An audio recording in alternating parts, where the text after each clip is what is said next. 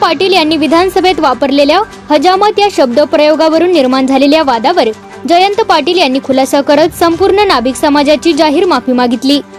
विधानसभेत अंतिम आठवडा प्रस्तावावरील चर्चेदरम्यान पोलिसांच्या कार्यपद्धतीवर टीका करताना बोलण्याच्या ओघात तो शब्द वापरला गेला।